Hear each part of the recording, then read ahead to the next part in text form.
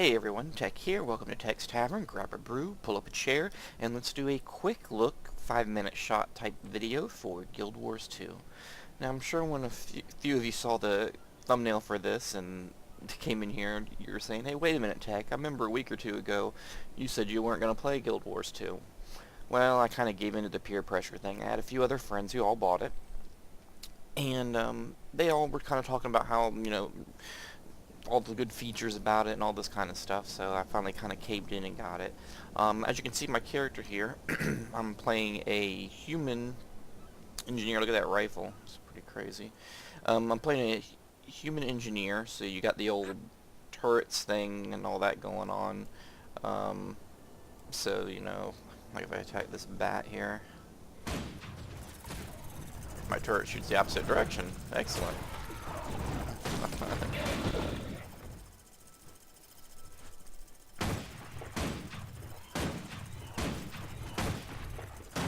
There you go, you can get to see it shoot that thing.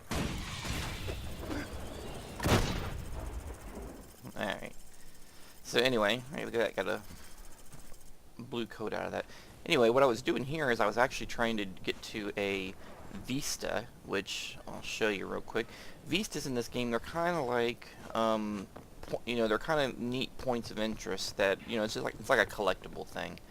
Some of them are kind of tricky to get to. You got to make a few jumps or something. And then when you get to them, it kind of does a Assassin's Creed kind of thing where it does well, you'll see here.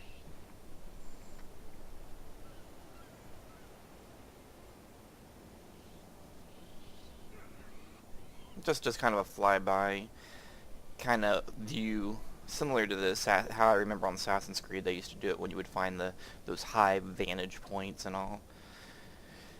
And each zone has a certain number of them, and you just try to find all of them, as many as you can. And you can look at the map, and it keeps track of your completions in the zone. These heart things are tasks. Those are like how they handle questing in this game. They don't actually have, which is actually kind of refreshing the way they do it in this game, is they don't actually have where you go up into, say, a little area and you talk to four, NPCs and grab 4 quests, and you keep kind of moving around. In this game, they just put these kind of task areas all over the place, and when you walk into them, they're kind of like a public quest you've seen from other games, and you just kind of join in, do the quest, and move to the next area. So, do a little bit of mining here real quick. Let me show you a couple different things here. I mean, those are the vistas, and waypoints, these are like your teleport, how you move around, points of interest. These chevron deals are skill challenges, which the skills are used to sort of do your points here. So like the slot skills.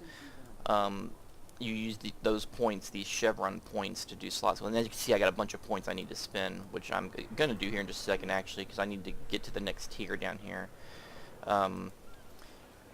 So let me just use the map here and travel real quick and kind of show you how, you kind of have a fast travel system. I wanted to go right over here and check this area out, so I could just kind of go to here, say yes, and boom, you travel right away.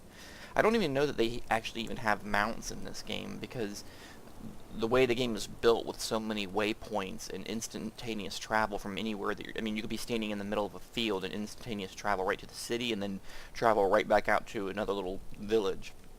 So mounts, almost really aren't needed, and I don't think the original Guild Wars had them, so I don't know. Maybe they do have them in this, but I know I've been in the city and I ain't seen nobody riding around on mounts, and you would think the people who are already level 80, they'd be showing them off for sure.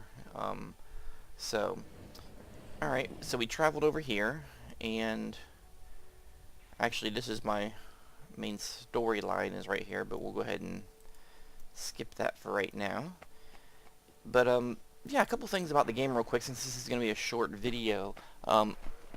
The main thing is, sorry, I had to interrupt the video a second there, but what I was going to get at is some of the things that I've found interesting about the game so far is the combat plays very well. It's very responsive, very quick. The graphics look really nice. They have, I love the innovative things, like the way they do the questing. And actually that looks like it leads to a whole new zone there. That's usually what those little water things look like. So we'll go ahead and skip that for right this second. Actually, let me pause the video again and then I'll pick it back up.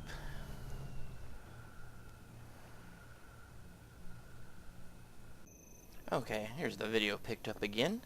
And I'm in an area now where it's kind of some quests going on in my level. Just to show you how it works, you can see these just popping up over here. There's these dark orange ones are kind of like events that are constantly going on, and then these task heart ones are ones like for the area. And they just pop up when you get in the area. And you can see right here, I'm at this little port town. There's the Mayor Trisk, and her quest is head to the water to fight Crate, destroy their nests, and check the fishermen's shrimp traps. So You'll never catch them if they reach the water. I guess we're supposed to keep these guys out.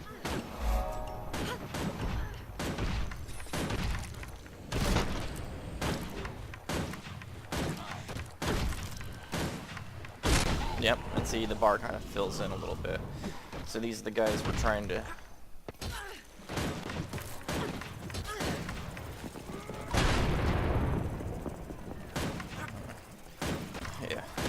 Yeah, that attack is kind of funny. It knocks you right on your ass. It knocks them on their ass too.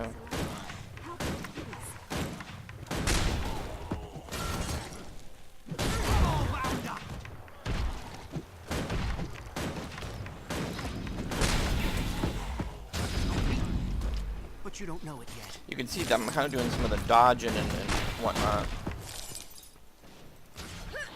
Yeah, I guess there was an event. Oh, that event that was going on there, right?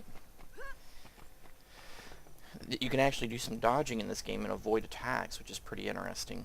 So I like it here. It's kind of like a little hybrid between normal MMOs and, like, say something like Terra, where you actually have to move around a little bit. It's a nice combination the way they have it.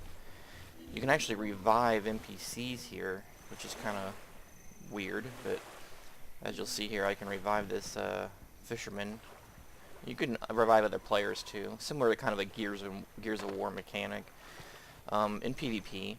I've played a little bit of PvP, not a lot. I played a couple matches of the World versus World, which this kind of shows the deal of it, and you can actually go into it, and it's pretty fun. It's pretty neat, and the performance is excellent, actually. I got into some pretty big skirmishes last night, probably 30-40 people total, and there was like no performance drop. Very good on the performance.